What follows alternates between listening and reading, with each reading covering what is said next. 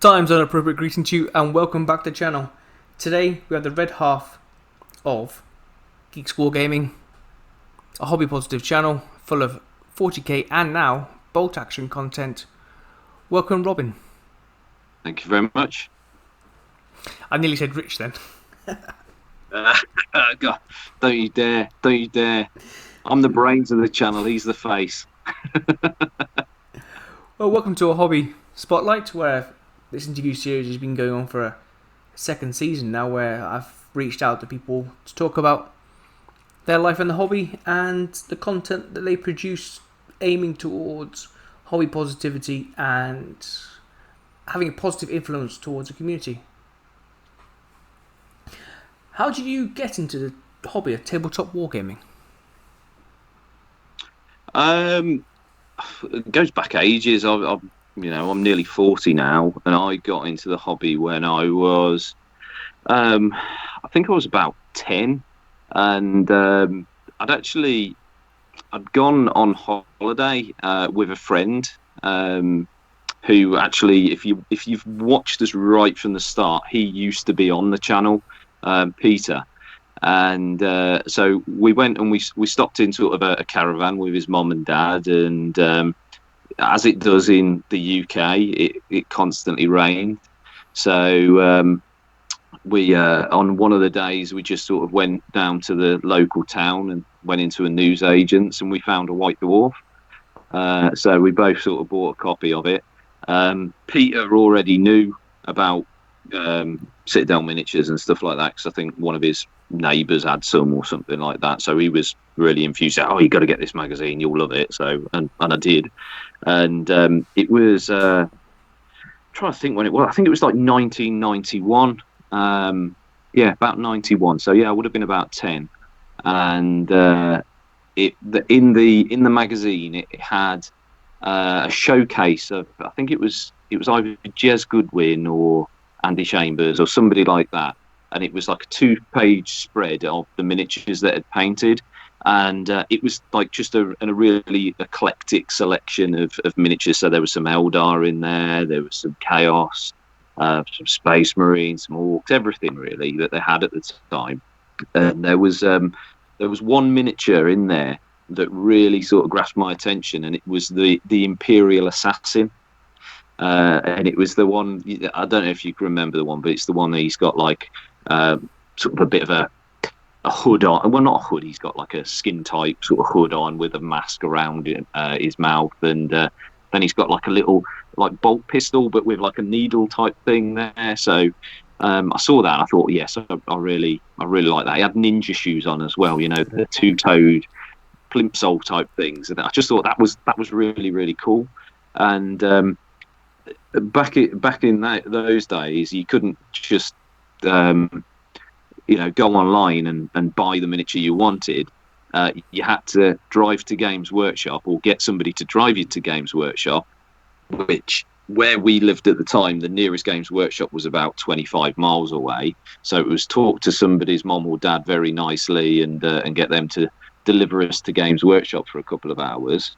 But Games Workshop, it was just a wall of blister packs, which didn't seem to have any logical reason to it other than, here's all your Orcs, here's your Space Marines, here's everything else, So you'd be looking through those and trying to find the miniature you wanted, and I could never actually find that Imperial Assassin.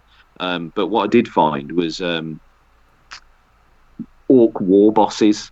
I had Orc war bosses for every single clan. So you'd get a Bad Moon one, you'd get the Blood Axe one. So over a period of time, I pretty much collected all of those individual Orc war bosses, and I just sort of flitted around, just collecting anything I liked the look of, really.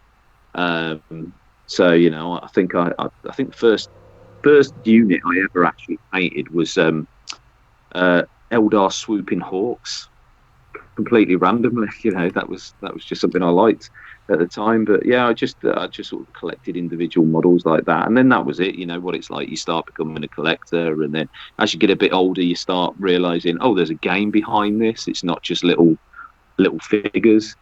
Um, so I started playing the game. It was, is it third edition? The one with the I think it's the Blood Angels captain on the front. You know, with the yellow power fist. Was that third Yeah, edition? I no, think that it was second. I think. was. It second. I think Yeah. third. So I think third had Black Templars on the front of the rulebook. It was black, wasn't it?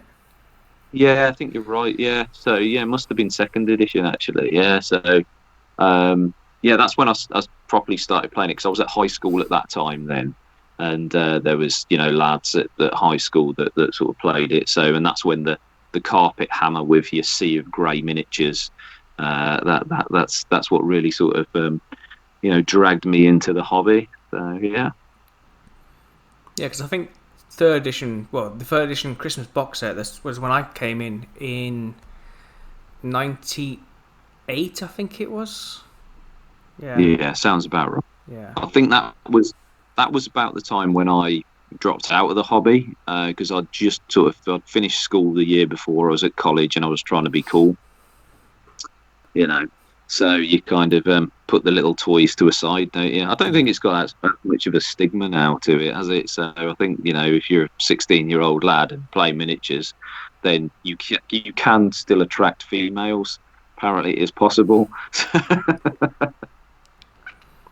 What type of hobbyist are you? A painter, collector, gamer, or a bit of a mix? I'm a bit of a mix, really.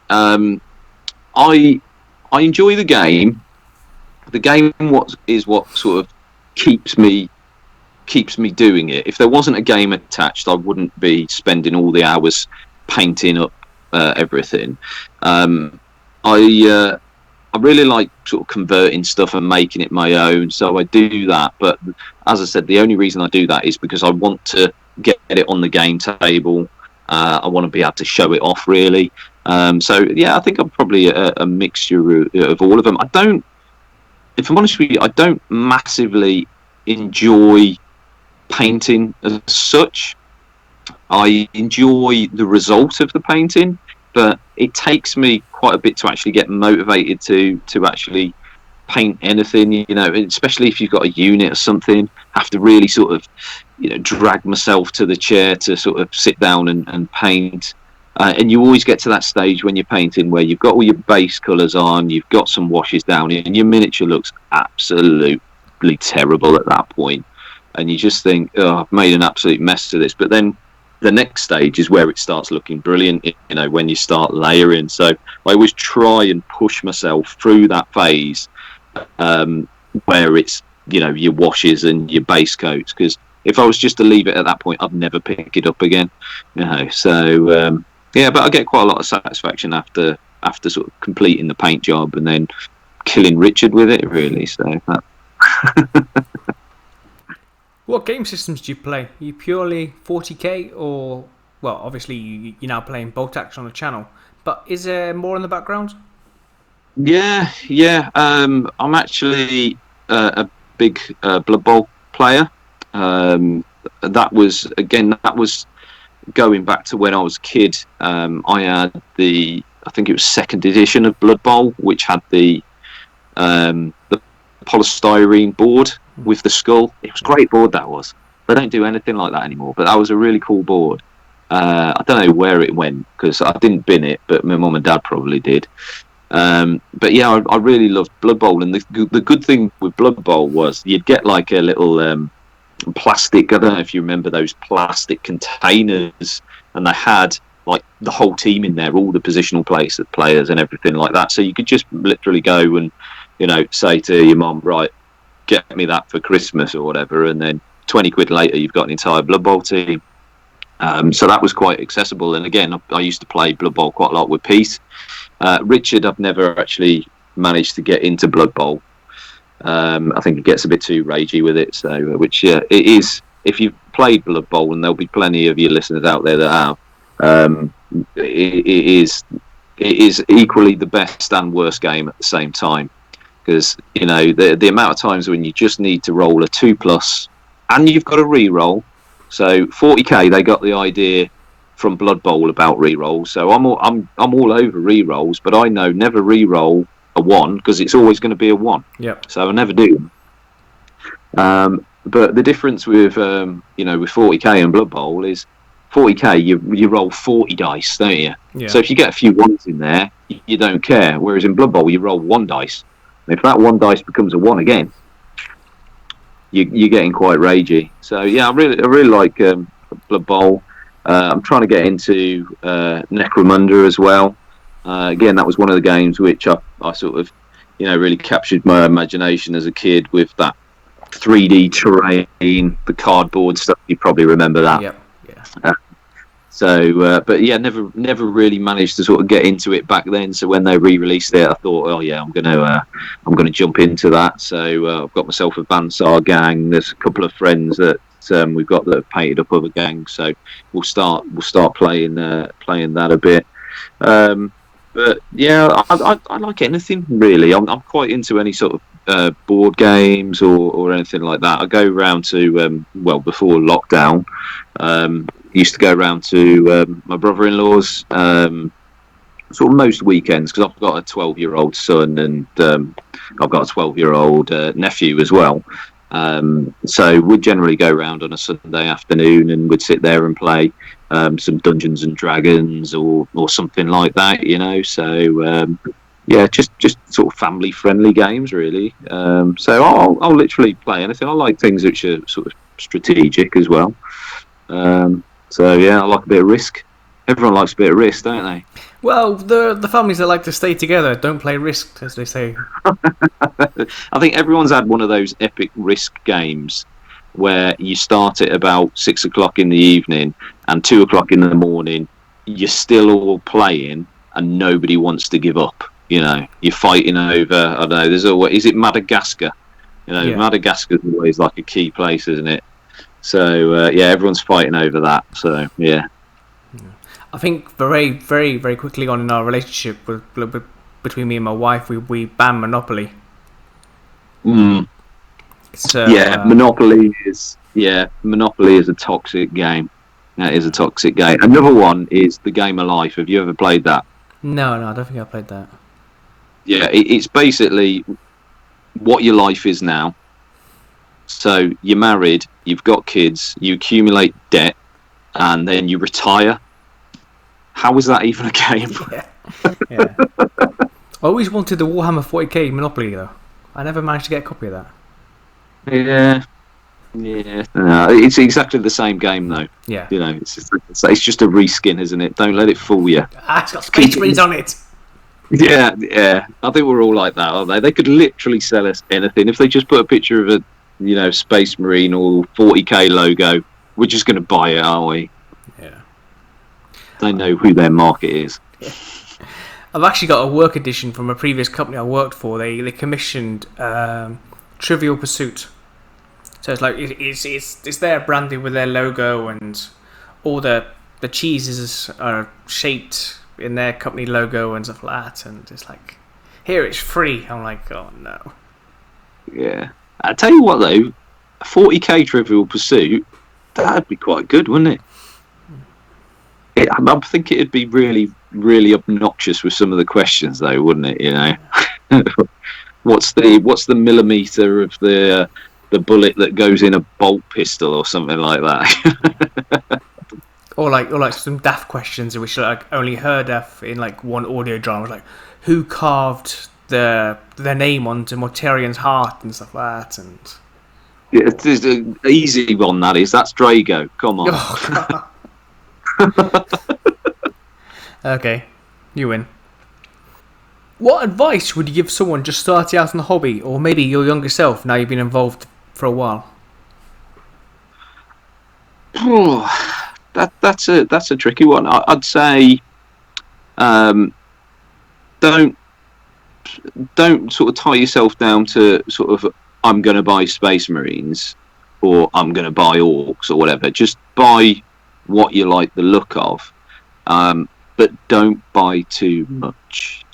Buy what you can paint and then don't buy anything else. It's the rule that we all try and stick to. None of us do. When I got back into the hobby in my sort of early 20s, well, probably more like late 20s to be honest with you, I did actually stick to that quite closely. I was quite good, and I think Games Workshop then really increased the amount of releases, and you just want all the shiny gubbins, don't you? So unless you're painting constantly, you're always going to have a pile of shame, aren't you? So yeah, advice to a younger self or somebody getting into the hobby is don't be attracted by all that shiny gubbins. Finish your grey gubbins first, and then go and buy something new. Your bank balance will help. Will like you for that, but also so will your wife or girlfriend, because we all get told off for having a big pile of grey plastic under the bed or in a cupboard or wherever else we try and hide it. What's the best part about the hobby for you? I where I've had most enjoyment more recently is actually going to tournaments. Not because I like playing competitively as such, because if you've seen any of our tournament reports, you know that we don't win, and we rarely win any games actually. But what I do really like is just sort of the interaction with, like, you know, everybody that's there.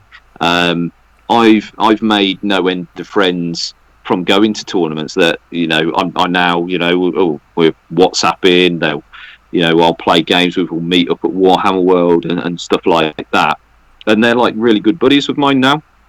And I would have never have met them unless I started going to tournaments. So that's probably the aspect that I'd like the most is, you know, that just the sort of ability to meet new people, and you know, we've all got shared interest, haven't we? So you go to a tournament, 9 times out of 10 you're going to meet somebody that you're going to make friends with, unless you're on the top tables, and then they're all So on the flip side, what's the worst part about the hobby, or maybe something that you think could be improved? God, that's a tricky one. You got me with that one. Worst part of the hobby. I don't really know. I mean, I think there is a lot of well, there can be quite a lot of toxic sort of behaviour in the hobby. You know, I think because Games Workshop are doing such a good job at the moment of banging out loads of new models and everything. If you're ever in any of their live streams or anything like that, there's always comments down there saying, "Oh, no, not interested in this. Show me this," and stuff like that. So I think as a community, we've become very, very needy and expecting to have everything immediately. But yeah, in terms of sort of other things, I can't really think of anything which is bad. I think generally, I think we are a fairly decent community. We just want more shiny gubbins all the time, don't we? And we get a little bit impatient. The rules as well, obviously, with the constant FAQs and things like that. I mean, in 9th edition, obviously, it's just been released and it's already been FAQ'd about 57 times, hasn't it? So they could do with tightening up on stuff like that. But does that spoil my enjoyment of the game? No. Is it good? Actually, you know, you could argue, is it a good thing that they're constantly updating it now? Because obviously we've both been in the hobby a long time, and we've gone through periods where there's been no FAQ, there's been no balance in the game, and it hasn't been a particularly good time. So it is quite good that they're doing it, but you can never sort of please everyone, can you? So, you know, if you're FAQing it, there's people going, why are you constantly FAQing it? If you don't FAQ it, why aren't you FAQing it? So again, that goes back to how needy we are as a community, I guess. So Yeah, that's probably the worst thing about it, but it's quite a minor thing, I'd say. How do you deal with a burnout or a lack of hobby mojo? I just go and do something else. To be honest with you, I'm quite into sort of my gaming, video gaming. So I'll go and sit on the computer, even if it's for something stupid, like a couple of months. I've done that before. Um, so yeah, just get away from it and then just pick it up. Don't put yourself under any pressure to pick up a paintbrush. If you're not enjoying doing it, then don't do it. You know, we all need a break from things every now and then. Go and find something that you do like to distract you from it. What I find helps me to get back into the painting though is to have a goal. So what I try and do is I like to attend sort of at least probably 3 or 4 events every year in terms of a sort of a tournament, and I don't like taking the same thing. So what I will do is I'll think to myself, right, okay, I'm going to this tournament in 3 months' time. I'd like to take my Blood Angels. What's my Blood Angels force like at the moment? Okay, it looks nice, but it is completely, not competitive at all, and I won't win anything or have a chance to win.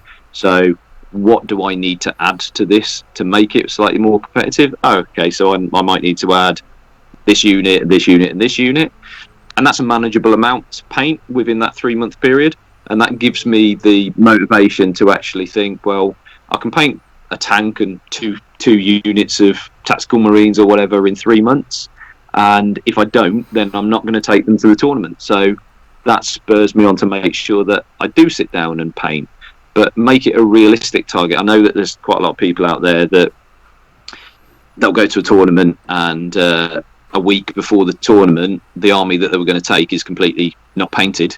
So then they'll be sitting there doing crazy sort of 18-hour painting sessions to try and get it ready. And your army's never going to look good if you've left it for a week before the tournament and you're painting it in 18-hour stints. So make it a manageable thing, and that should get your motivation to do it, I'd say. Has anyone inspired your hobby style or life?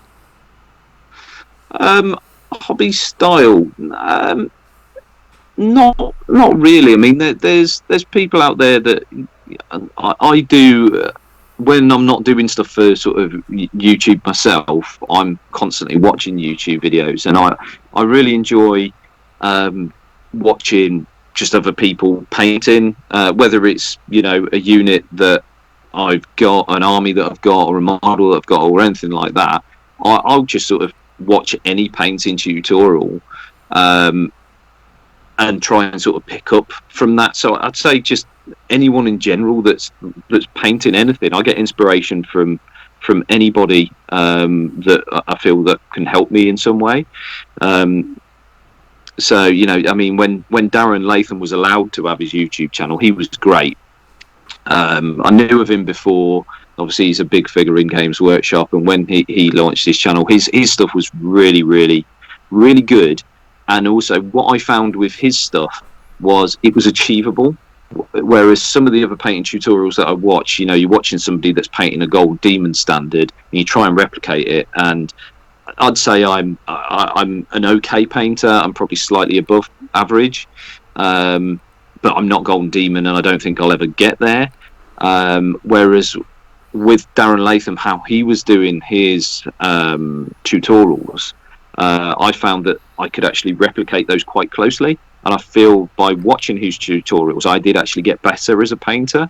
And there's a couple of others out there. I mean, Luke from Striking Scorpion, he does some great painting tutorials as well, and they're easy to follow, and the results that he gets, they look great.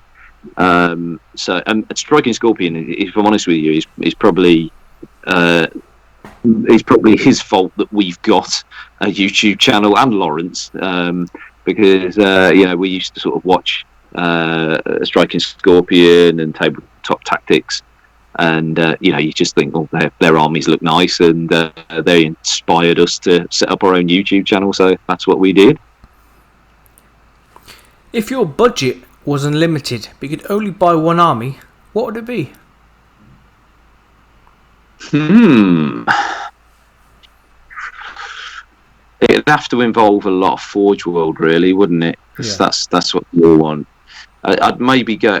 I really like big robots, so I'd probably go for a Legio of Titans. You know, so a couple of Warlord Titans and some Reavers and some Warhounds and stuff like that. That'd be quite cool. It'd be like playing Titanicus, but in real scale, wouldn't it? You know, so yeah. That's another game actually that we're sort of quite keen to get into, building up our Legios at the moment. So, yeah, but to do that in proper 40k scale, the only problem with doing something like that is you couldn't play it, could you? But No. I do know of one fellow YouTuber who could actually do that, and his Titan collection is quite impressive. He's a Legio Astorum with like the nebula designs on them.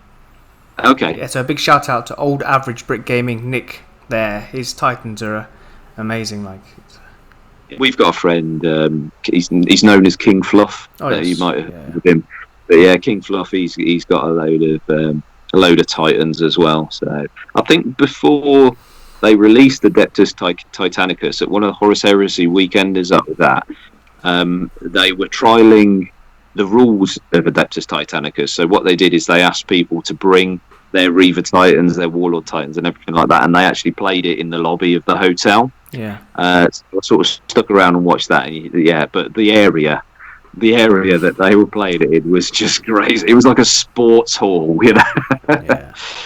Yeah, you'd need a lot of space to have that army, but it would be cool. I mean, I would like to have one of those big sort of showpiece models at some point in my collection. I quite like. I can't remember what it's. Is it the Hellbringer? The Reaver Titan that's got the big cannon on its back. It's Nemesis.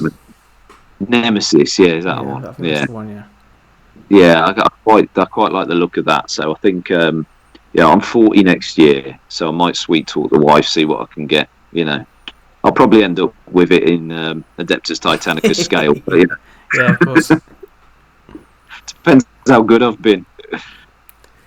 What do you hope to improve about your hobby in the future? I'm constantly trying to improve my painting. I'm constantly because I like doing conversions, and a lot of my conversions are more sort of kit bashed and some extra bits stuck on here and there. I shy away from sculpting.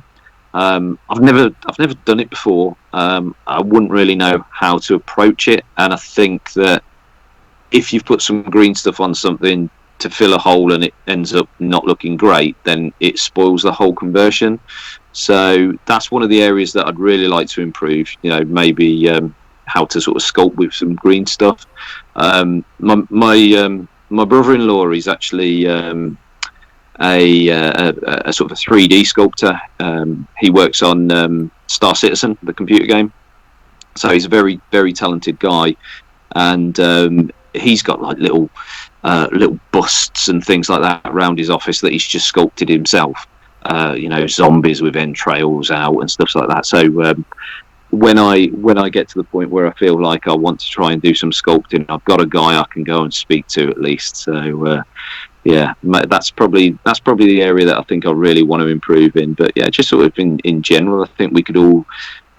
I think the more obviously you paint and build and convert, the better you get at it. You know, it's just a natural thing, really, isn't it? Is practice makes perfect. So yeah, just all elements of the hobby really is what I'd like to sort of improve in. But yeah. What projects are you working on at the moment? At the moment, obviously with the release of Indomitus, I'm working through that box set at the moment. I'm always aware with obviously the YouTube channel, we always try and bring something new. So even if we bring the same army back, we try and add some new units to it. So I'm constantly looking at all the forces that I have to try and add new bits and bobs. My Blood Angels have been a bit neglected in 8th edition because they really didn't get any love until about 6 months ago, and then we went into lockdown when Psychic Awakening came out. So I picked up Mephiston with that, and I've added him to my force, and then I've added some other units that I sort of, they were in your pile of shame. And I just thought, well, I'll just paint those. It's something a little bit different. So I've got some Inceptors that I painted recently, and I've just finished the Outrider bikes because they're the new hotness, aren't they? So they're in my Blood Angel force. I've done the Shield Captain as well. So I'm mainly working on Blood Angels at the moment. I need to add some more troops to him because my troops in my Blood Angels, I've only got basically 10 intercessors, and I think we're 9th edition. I need more troops, really. It's a lot about holding objectives, so I think troops are a lot more key than they were in 8th edition. So I'd like to have maybe, 4 or 5-man squads of Primaris. So obviously I'm doing the assault intercessors at the moment as well, adding those in. But just like looking around the room where I'm sitting now, I've got loads of sort of little projects which I'm sort of got lined up. So recently played Adeptus Mechanicus, and I've never really got the force above about 1,200 points, and I've got all the models to get me up to about 3,000 points, but they're in my pile of shame, So playing that game, I was like, oh, actually, I really like how this Adeptus Mechanicus force actually plays. So I'm kind of looking at them now. I've got some destroyers that I've got built up and sort of undercoated. So I might take a break from painting red and paint a slightly darker shade of red because I do Mars. And then I've got my. If you've been following my Building a Craft World series, you'll know that my Howling Banshees have been held hostage at Warhammer World since the start of lockdown. Well, fortunately, they've now been liberated, and they were delivered to me only last weekend. So I'll probably be picking those up because that's the only thing I have left to add to my my Eldari force, or Eldar, or Craft World, or whatever you bleeding call them now. I'm old, so it's Eldar to me, So yeah, probably the Banshee. So I think I'll probably complete these assault intercessors, then maybe paint a squad of destroyers to bulk out that force, and then go round to the Banshees, and then probably back round to Blood Angels, and it's just an endless circle, isn't it, of stuff to paint? But yeah, that's brilliant. That's the end of section A. We'll have a quick English tea break and come back with part B. Yeah, no worries. I'll go and grab one. Yeah. Okay. And we're back for part B. This interview is being recorded in August of 2020, so the UK lockdown is slowly coming to a sort of end after the first wave of COVID. Did you manage to get much hobbying done? Yeah, I did actually. Yeah, it's been quite good in that respect that I could actually just sit down and do it. Now I've been really fortunate during this lockdown period because my job role, I wasn't furloughed, and I can work from home. I was able to work from home before the period, so it's just become sort of the norm for me. But what I used to do is I used to sort of, go travelling up and down the country with my job. So hobby time after a long day of driving, sometimes you didn't feel like doing it. So I was quite not restricted as such, but, I just didn't really feel like painting every single night. Whereas being in lockdown, I could literally turn off my computer at 5 o'clock and then I'm sitting at the table that's got all my paints on it, so you just slide your computer across and then get the paints out. So that's what I've been doing. And also having a family, as I'm sure you're aware, you've got to have some family time, haven't you? Yeah. And that usually involves going somewhere.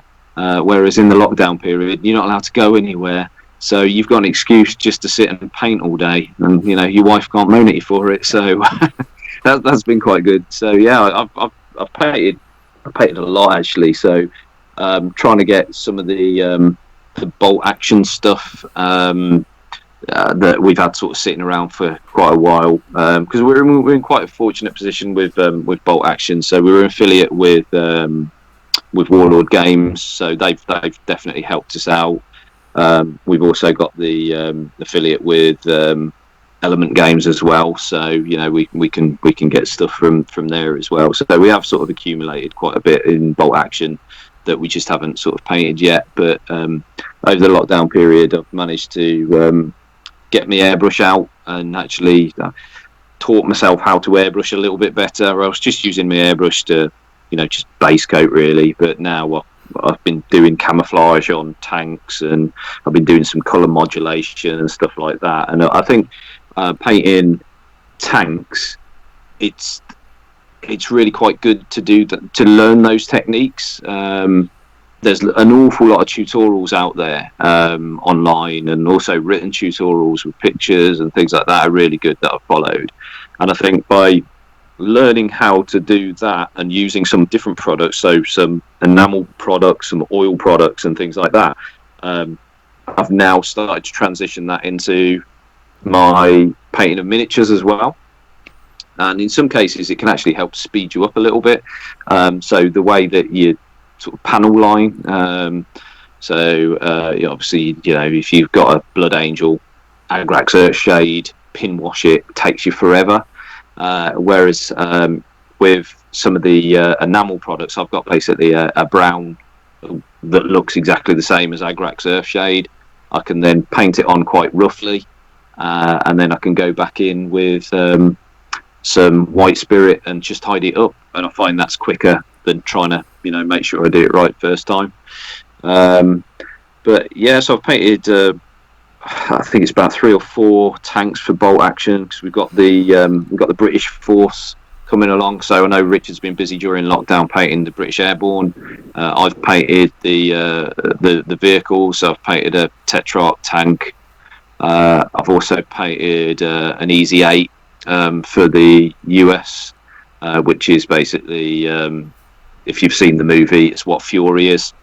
So I've tried to, I was kind of inspired by that movie. I love that movie, so I bought the resin one from Warlord, and I've managed to sort of make a bit of stowage on the back, and I got a bit of string which looked about the right scale, so it looks like rope and stuff like that. So quite happy with that came out. And then I've got another German tank. I've painted a tank for the Korean People's Army. So quite a few tanks. Also, just before we went into lockdown, I was due to go to a team tournament at Warhammer World, and obviously, you know, at the start of March, it looked like we were going into lockdown, but we didn't know how long we were going to be in lockdown. I think we thought it might be a couple of weeks, you know. So the tournament was still looking like it was on for, I think it was the end of April. So that was that. The tournament rules for that one was no team member could have a shared faction keyword. So we had to have completely different armies, and the people I was going with, we all had Space Marines basically. So yeah, we had to decide who was going to take some Space Marines. So one of the team members, he was going to take his Imperial Fists. Somebody else in the team had a fairly close to 2,000 point Chaos Army, so he was going to do that. Then we had somebody else that had got an Orc Army, and I had Blood Angels and Iron Hands. You know, I've got my Imperial Knights, but I didn't really want to take those. But I had obviously all my Eldar that I've been painting up as this, you know, building the Craft World series. So I thought to myself, well, I can take those. You know, that I've got about 1,300 points done. Need to get another 700 points. So I thought, right, easy way of doing that is Air Wing. So I bought 3 of the flyers, painted those up. And then it got cancelled anyway, but because I was kind of feeling Eldar love, and they released Jane's R as a separate blister. So I picked her up. I think was that just before lockdown. I think that was just before lockdown. Yeah, so I had her as well. So yeah, I've managed to paint her. So I've got my Eldar force pretty much completed. I've painted everything other than the squad of Banshees we mentioned earlier done. So I've painted those, painted Mephiston. I'm a little bit of obsessive compulsive as well. So I'll look at some of my miniatures that I painted from a couple of years ago, and I'll think, I can do better than that now. So I'll go back and I'll add some extra detail to it, tidy up some of the highlights and stuff. So there's a lot of stuff that you'll probably, won't even notice that I've done, and I don't feel like I've done, but I've actually done quite a lot, really. So yeah, it's been quite a good period for hobby, definitely. Just shame about everything else, isn't it? Yeah. Your channel first started off as Geeks 40k, and then you changed to Geeks Wargaming. And you've mentioned heavily now, and Rich has in his previous interview, about bolt action. Was this bolt action, was it like a secret passion of both of yours in the background, and then you changed to Geeks Wargaming, and then you're able to bring a wider selection of games out? The Geeks 40k thing, that was kind of set up quite quickly, really, as just let's just get a YouTube channel, and we didn't really think about sort of the future as such. And at the time, we were planning on just doing 40k content, but as sort of we started to develop with the channel, we were putting more Horus Heresy stuff on, which obviously isn't 40k. And then, as I said, I'm into my Blood Bowl, so I put a few things related to Blood Bowl up there, and we felt that Geeks 40k didn't actually represent what the channel was anymore, because we were more of a whole wargaming channel. So we decided to sort of change from Geeks 40k to Geeks Wargaming, because it was just more relevant. Then off the back of that, the bolt action thing, that came some time after, actually. It was what I think we were doing. Again, we were doing something similar to this. I think it was with Winters, actually. I think Winters did sort of meet the YouTubers or something like that. And Winters basically asked us if we weren't to be playing 40k, what other game would we like to get into? And me and Richard are both into our sort of military history, especially around the Second World War period. I'm really into sort of tanks and planes and stuff like that. My mum and dad were both military, so I grew up on military bases, so I was always seeing planes and tanks and all sorts. So I was really into that type of stuff. So bolt action just was quite natural for us to sort of have that sort of passion over, really. And it's actually a really good gaming system, and what models are going to come out, because obviously they all came out 75 years ago, didn't they? So there'll be no surprises there. So it's just quite a nice game to sort of pick up. It's completely different as well from anything we play. The way that we can paint the miniatures as well is completely different. So it's kind of obviously a similar space, similar sort of size of battle and things like that, but the game feels completely different. So yeah, we kind of enjoy doing that, and I'm sure there'll be other things in the future as well that will grab our eye, and we'll start playing those. So like I say, it just doesn't make sense to keep hold of that Geeks 40k logo. So Geeks Wargaming it is.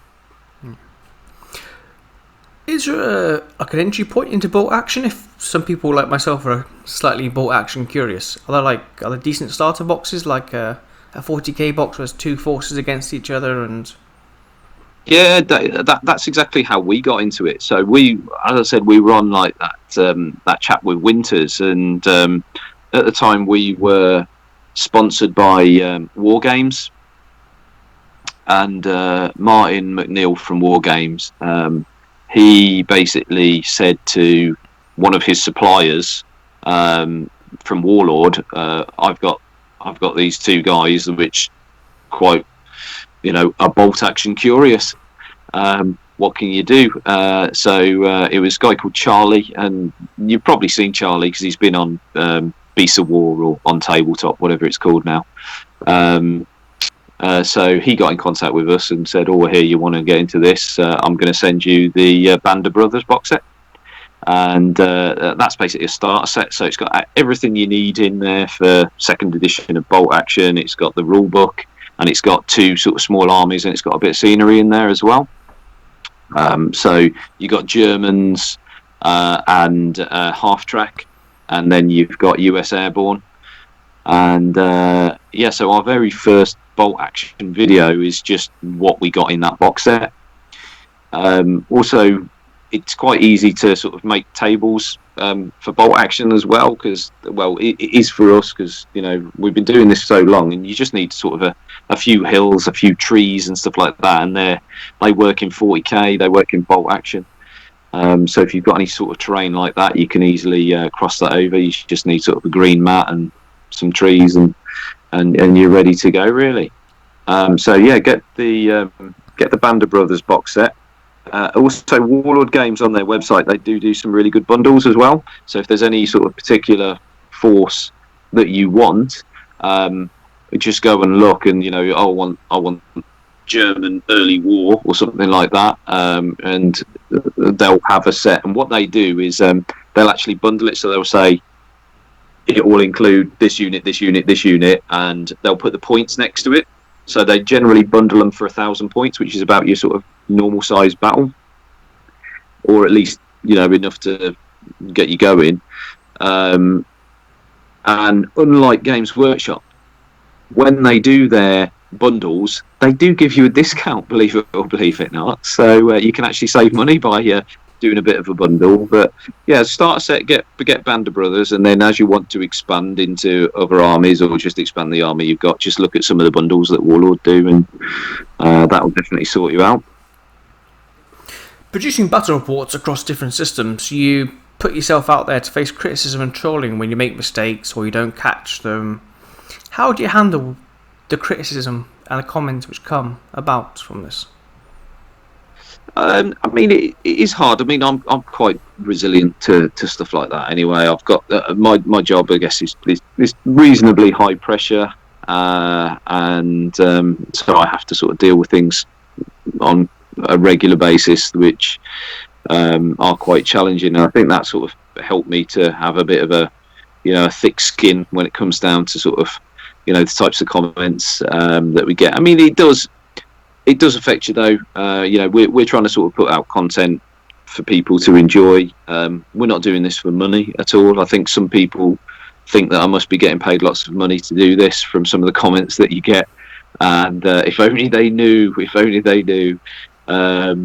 could not run this as a business in the way that we are doing it. Definitely not. I know there are people out there that can. But yeah, some of those comments, the worst ones are the armchair generals pulling you up on rules, telling you that you've got it wrong and you're a terrible person, and then you actually look at the rules and you think, no, I didn't. I think you need to go and look at your rules. But what we don't do is, everyone's entitled to their opinion. Everyone makes mistakes. What I don't do is, if somebody's put a negative comment on the video, I'm not going to bite. I'm not going to say, no, you're an idiot, or anything like that. If it's a case if they've pointed out a rules mistake and it's not, then I might go back to them and go, actually, if you read this, we did get it right. Check out this page or something like that. A bit passive aggressive, but nothing too bad. But yeah, it's one of those things. Before we upload a video, and also when you're actually filming a battle report, because there's so many things that you're thinking about. Sometimes you do forget stupid little rules, and you think, how did I forget that? Or did I get that right? And so you'll come away from the battle, and I'll be driving home from Richards, and then I'll just think, we played it that way, is that right? So then I'll get my codex, I'll get the rule book out, and then I'll think, oh, actually, we did play it right, but it it might be misconstrued the way that we filmed it, or actually it wasn't quite right, but it didn't have a massive impact on the battle. Do we edit that out completely? Do we put a caveat in, or something like that? So we do both panic about that. I think if you are a channel, like Tabletop Tactics, they are probably more exposed to it than we are, because they show absolutely everything they do. And I have seen comments on their videos of, oh, that model was positioned here, and then the next turn he seemed to be an inch back, or an inch forward, or something like that. Are you cheating and stuff like that? It's like, no, I just knocked it while I was filming, or I knocked it with the dice or the tape measure, and you, like you say, you've kind of put yourself under a microscope, so it's easy for people to pause things and check. What the one which I like is when people accuse you of being out of coherency. It's like, how the hell can you tell that I'm out of coherency? I'm filming something. I'm about 2 foot away from the table. I'm filming it at this angle, and somehow you have managed to measure the 2-inch gap between that model and the one next to it. Yeah. So I think we get more frustrated than upset, I'd say, by certain comments. You've obviously got a large following on YouTube now. Has the pressure to maintain a constant flow of content, do you feel it could have a negative effect on your enjoyment in the hobby? Yeah, I mean, yeah, it could. I mean, sometimes, like I said earlier, with me and Rich, whenever you see a video go up, that is generally the time that we've got together and we've played a game. Because we sort of, we want to make sure that we're producing sort of content on a regular basis, to keep people wanting to subscribe and watching our stuff. So we're aware of that, and sometimes you do think, and particularly if, like, for some reason, I don't know, recently, or it's not been as bad since Ninth has kicked in for us, but we had a bit of a lull with the views on some of our videos. So we went from maybe a battle report averaging sort of 12 to 15,000, to then suddenly it was just like 2,000, and we weren't doing anything differently. We just weren't getting the views, and we didn't know why, but we were obviously still plodding on, still filming battle reports. And there are the odd occasions when you're filming these battle reports and you think, I'm going to get 2,000 views, is there any point? Can't we just get together and have a game? So you do sometimes feel like that. But just recently, since 9th edition has kicked in, we've been overwhelmed actually with sort of the positivity that we've been receiving. We're getting a lot more comments, getting a lot more views, a lot more likes and things like that, and that really sort of spurs you on to keep wanting to do it. So yeah, it is sort of hard to sort of trying to maintain that consistency and the drive to continue to want to do it. But if people are watching your videos, you just want to. You had quite a few guests on the channel over the years. Has playing a different army than just playing against Rich, has that ever led to you list hammering? Maybe using Battle Scribe in the toilets, or counting the cost of an army?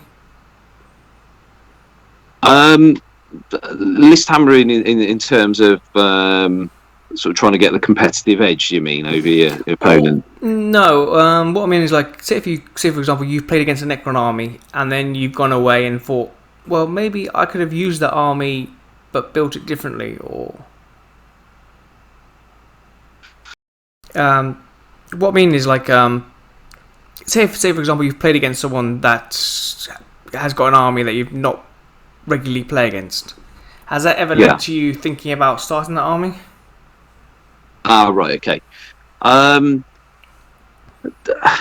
There's certain armies that I've played against. I mean, we had Winters on the channel, and it was not long after it was at Games Workshop at the time. They did something really random with Admech. They broke it into, I think it was like 2 or 3 forces. You had Scutari and you had Admech, but you'd use them as one force, but you could use them separately. and I'd into Horus Heresy, and like I said earlier, into big robots and titans and things like that. So I'd always liked AdMech. So as soon as those codexes came out, I bought the codexes, but didn't actually buy any of the models. And then Winters came on the channel. I think both me and Richard played him with the AdMech, and I really liked that force. I did sort of think to myself, "Oh, that's a force that I want to get." And I didn't get it immediately because I had other things and obviously budget and all that type of stuff. But then eventually, I have sort of now picked that up.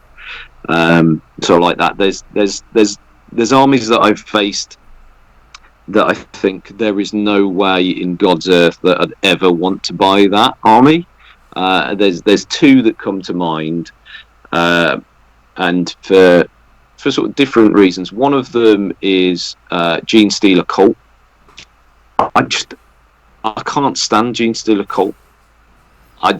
From building the army, that is my worst nightmare, because you need about a bazillion models to actually have a Gene Stealer Cult army. But also, the amount of admin with that army, and just the way that it plays, the way that it, all those blips pop up. I think it's quite. If you're playing against, I've only ever played against it in tournaments, to be honest with you. So obviously you're playing people at quite a competitive level and a high level with that. So you're gonna get all those little gotcha things that if you're playing your mate that's got a Gene Stealer Cult army, they're probably not going to do to you. But every time that I've gone against Gene Stealer Cult, it's always been that unit that they put at the front, but behind a character. This was back in 8th edition, so you couldn't target the character, but you had to target that unit, but then it'd be out of line of sight. And there was all these different things with all the stratagems. So I can remember it happened to me twice in tournaments where my opponent said, "You can go first," and then I targeted a unit, and they went, "Right, okay, yeah, I'm going to play this stratagem. You can't do anything for your turn." And it's like that. That's like a gotcha moment, but it's also just a really negative thing, because you just feel like, well, because I haven't got that codex and I haven't read every single stratagem, there's no way that's not sort of poor tactics on my behalf. That's just because I don't know their book inside out that's caught me out there. So that's sort of a feels badsy moment for that. The other army that gives me chills, and it's not because they're like super powerful or anything, is Harlequins, because I think painting to make them look good with all the sort of the diamonds, and you need to really have some finesse to do that. And I just think it'd take absolutely ages. And they're super fragile models as well. And I'm obviously used to playing Space Marines, and if you speak to my wife, she'll tell you that I'm one of the most clumsy people that you'll ever meet. So I'll always be painting a Marine. She'll be sitting next to me chatting to me, and the next thing the Marine's on the floor somehow. So I think if I had a Harlequins army, I'd try and paint it all really fancy, and I'd drop it, and it'd be broken. So. Yeah, those are the two that I know I don't want to have. Yeah, I've always fancied the Harlequin army because I got the Death Mask box set purely for the Death Watch side of it. So I'm still sitting on 4 Harlequin halves of the box set. So in a previous interview in season 1, I interviewed Bobby Clark of Red Eagle Studios, and he's done 2 beautiful armies. So I'm just waiting for a nice bonus from work, and he's doing more diamonds, I think. Yeah, sounds like a plan. Yeah. You guys go to a lot of events. Have you ever thought about running your own? Either for 40k or now for bolt action? Yes, but I don't think we'd be very good. Which is why we haven't done one yet. Hats off to the people that run these events. I mean, obviously we've attended quite a few in Gibraltar. I know yourself, you've been there, and the way that Steve and the guys over in Gibraltar run the events is, it's really, really good. it's planned like a military operation, really. You know, they'll sort you out with everything, right from picking you up at the airport to making sure that you go somewhere nice for an evening meal. Then, you know, they've got the tournament on top of that, and then catering throughout and everything like that, sorting out your hotels even. You know, they do everything, don't they? And that's before they even, you know, worry about the pairings and the actual the what's it called, TOing of the event and everything like that. So I think it's just a lot of effort, and I don't think at the moment we're not really in the position to do it. It'd be great if we could, and I think if we were to do it, it would probably be something other than 40k, because there's so many good 40k tournaments out there, and you know, we attend most of them. And I think another thing that puts me off running my own events is, like I say, because I don't get to play that much. I like going to tournaments because I get to play 5 or 6 games over the course of a weekend. If I'm running that event, I'm watching 5 or 6 games over the weekend. I just want to play. So I don't think I'd be very good at just watching other people play, really. Have you got any advice for people who are thinking about attending their first event? Just go for it, really. Don't be put off by, you know, all this. You hear about all these power gamers and it's really toxic and there's horrible people, and people try and sort of screw you over on rules and things like that. You know, we've all read things on forums, or, you know, there's been scandal, hasn't there, at certain big events. Yeah. Those scandals happen on basically the top 4 or 5 tables, and it's because those guys are taking it so seriously, you know, for their rankings. There's also, you know, with some of the tournaments, there's quite a bit of money riding on some of them, or there's prize pools and stuff like that. So that's why, you know, people do get very competitive with it. How I approach a tournament is, I just want to go and play 5 or 6 games and meet some new people. So I'll just take an army that I am comfortable with, or I want to play, I want to show off, and then I just have some fun with it. And if that means that I lose every game in the tournament, then so be it. As long as those games have been fun. And, you know, I've been at tournaments and I've taken a list which just wasn't competitive at all, and sometimes you don't know until you're there how uncompetitive your army is. But how a lot of the tournaments sort of work out anyway is, your first round is kind of, you know, a random thing. So you could end up getting paired with the person that goes on to win the damn thing, and that game you're probably not going to enjoy that, because it's probably going to be quite brutal. But the good news is it's probably going to last 20 minutes, so you haven't really wasted much time. But as the day goes on and your performance gets better or worse, you get matched up with people which are doing equally as bad or as good as you. So generally your games are going to feel quite balanced. So I like to do what's called submarining. So I'll lose my first game, and then I'll try and win 4 on the bounce. And I've done that. I think the last sort of 2 or 3 tournaments that I went to, and ended up finishing, you know, quite high, quite respectable positions. I think I finished my best individual placing was actually at one of the SN ones. It was their first 8th edition one, and I took my Iron Hands. It was a bit of a dreadnought list, and it had the Leviathan with storm cannons before it was cool. Okay. Before it caught on. It wasn't Mikey from Hellstorm Wargaming that did that first. It was me. I just didn't brag about it. So, yeah, that's my claim to fame. And I finished 6th in that one. And I finished sort of 6th again at another individual one more recently. That was a Warhammer World one. At the last team tournament I went to, team tournaments are the way to go. That's what I'd say. If you want to do a tournament, go to Warhammer World 1 and do a team tournament, because they're really good. And you can basically, it doesn't matter who's in your team. If you've got some people that aren't competitive and a couple of people that are competitive, the way the pairings work, you can kind of work out who goes against who. So you can kind of make sure that everyone has sort of quite a good game.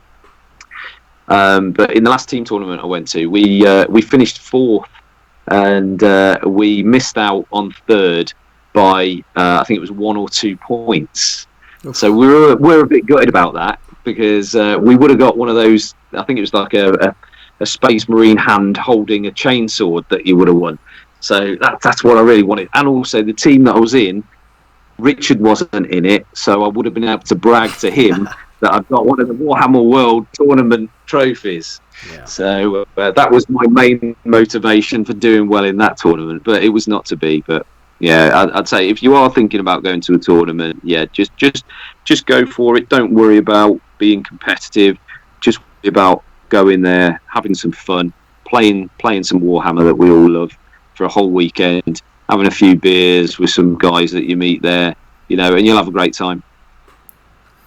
You've been producing a series called Building a Craft World. How's the series and vlogging that comes with it? Has it helped you progress with the army? Yeah, it certainly has. As I said earlier, the main sort of goal for that was to get it ready for that team tournament. But then as I was painting up each individual unit, I thought, well, yeah, it's worth sort of vlogging.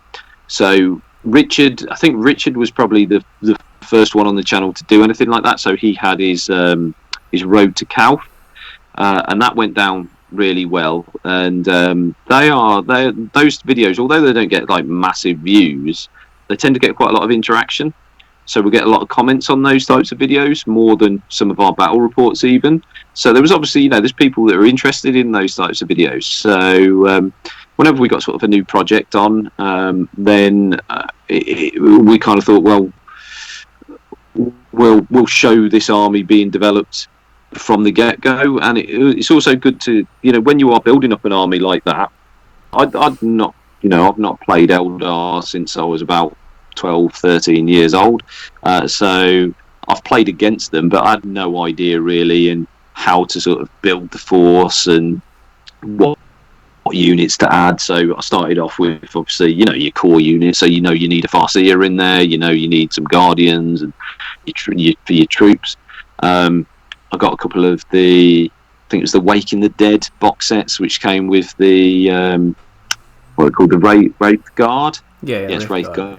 Yeah. I really like those models, especially now. Obviously, they're the multi-part plastic. So I thought, well, I'll get a couple of those boxes, and then that starts a new army that I can feature on the channel, and I can make these Building the Craft World videos. And it did sort of motivate me to continue sort of painting those, because you don't want to leave a massive gap. I know I probably did leave a bit of a big gap, but you don't want to leave sort of a gap of years before the next unit's added. So I think it is, about once every sort of couple of months, because I'm not the quickest painter, and like I say, there are certain times when I just don't paint anything for a couple of months, and then I'll have a blitz, and then I don't paint anything and blitz like that. So that's why you'll see a bit of a sort of a spiky profile on the videos coming out. But I think I've got another couple of bits filmed. I don't think I've put the Janzar one up. That's probably something that I just need to throw up, actually. I was kind of waiting for the Banshees to come along to do it as a bit of a two-part video. But I think I'll probably throw up the Janzar video to show everyone soon, and get the Banshees up when I paint those. So expect that in a couple of months. But yeah, I think doing those sort of vlog videos, it definitely does sort of motivate you to keep doing it. Having the comments, advice on what unit to add next, and that's always really useful. You've spoken a lot about playing 30k. That's one of the things that attracted me to your channel. One of the throwaway comments used to be, "Oh yeah, 30k is boring. It's just Marines versus Marines." But now we're seeing a lot more different armies, such as Cults, Solar, and Demons. Is that comment, or has that comment ever been valid based on what each legion can do with certain rites of war? For me, I started to lose interest in Horus Heresy when they added custodes and demons and things like that. Not so much demons. The custodes thing was because they were just so much more powerful. So much more powerful. They broke the game. They did what Ynnari did in, was it 7th edition? Yeah, 7th, yeah.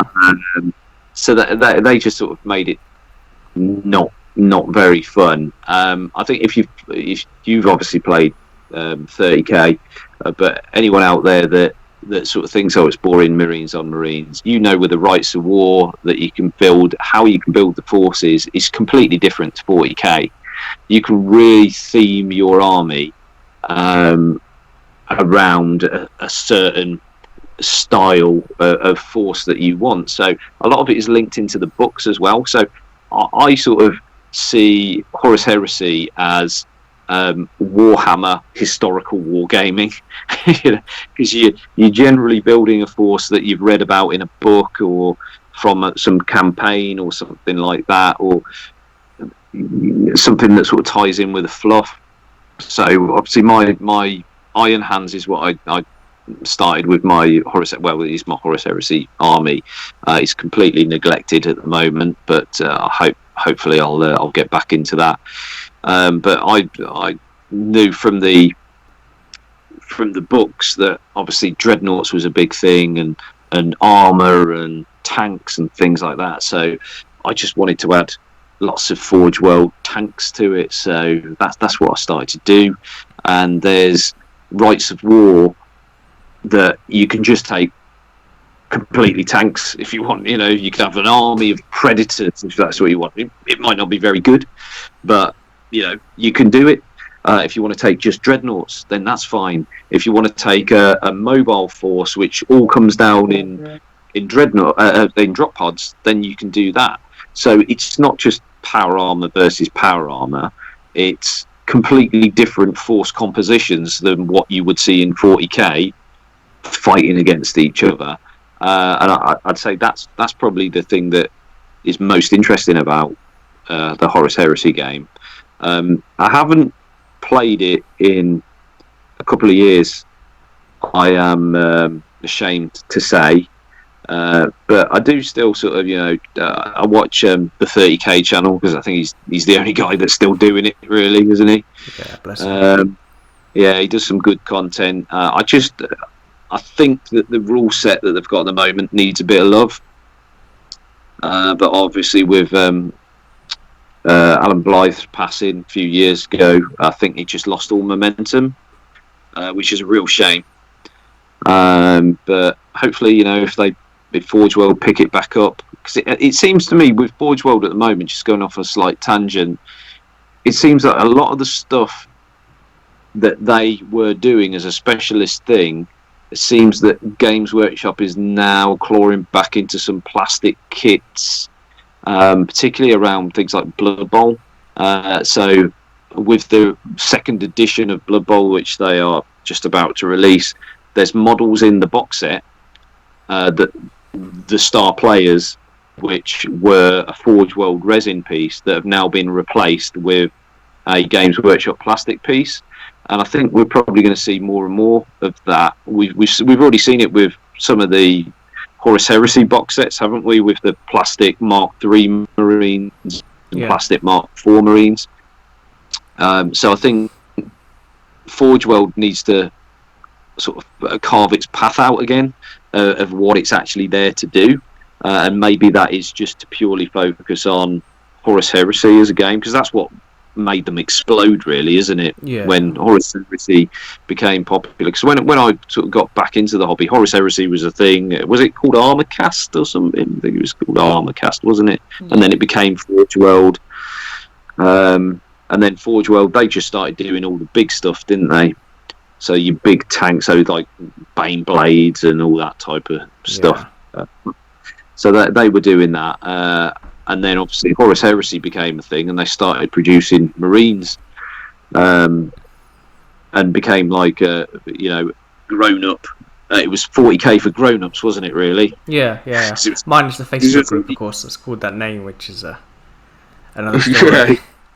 Yeah. There is a Facebook group that one, isn't there? But I think it was one of those that you had to have quite a substantial surplus of cash if you wanted to play Horus Heresy. So it's not a very accessible game, but so I'd say that's probably Games Workshop tried to make it more accessible by making the plastic kits, but maybe in doing so they've kind of, I don't know, maybe slowed its momentum, which is a shame. But yeah, we'll pick it back up again. I've got all those Mark III plastic Marines that I've just been bitching about under my bed in the pile of shame. So I'll probably have to get those out. If you could design a new starter box set, for example, if they revitalize the rules and they said to you, okay, because you play 30k and you're quite well known on YouTube, what would be in the box set? Which units do you think they could do in plastic that are now resin that would make the game attractive? Oh, you like getting me with these tricky ones. Yeah. I don't know. I think they did quite well with the. It was the Space Wolf one, wasn't it? With sticking all those Mark III it was Mark III, wasn't it? So I think that obviously makes it a lot more accessible. But I think what they need to do is they need to have something a bit sexy in there, a bigger unit, and they tried to do that with the one that came out before the Space Wolves, which had the plastic Contemptor. Yeah, I think that was like one of the biggest travesties to Horus Heresy ever. That model was. Forge World are used to really high detail models and crisp lines and stuff like that, and ultimate posability. If you've ever built like a Contemptor from Forge World, it comes in about a bazillion parts. And then Games Workshop released one. It was a really static pose. The legs were moulded absolutely horrendously with the way the knees were. It was just terrible. So yeah, that doesn't really sort of. I don't feel that would draw you into buying it. But if you were to get something like, I don't know, maybe a Spartan in plastic in a box set or something, that's a big, impressive tank, isn't it? Then people would probably be quite keen to pick up something like that, because it's not something that you see generally on a 40k table. So I think they'd need to add something into a box set that's going to attract people that like 40k but can't get it in 40k. So maybe something like a Xiphon Flyer or something like that might be quite cool to put in there as well.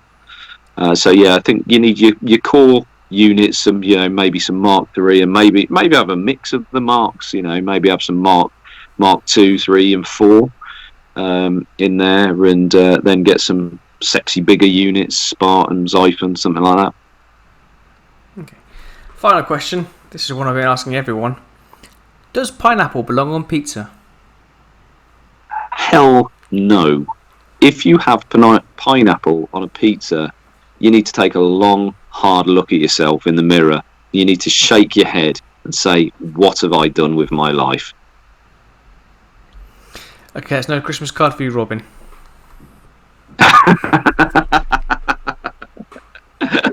Oh no, you're not one of those people which has to look in the mirror, are you?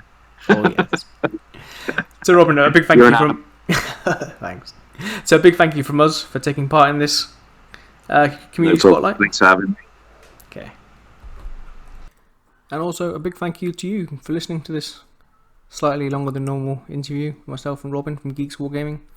All the links are below, and if you like this sort of thing, we've got some more in the finishing card.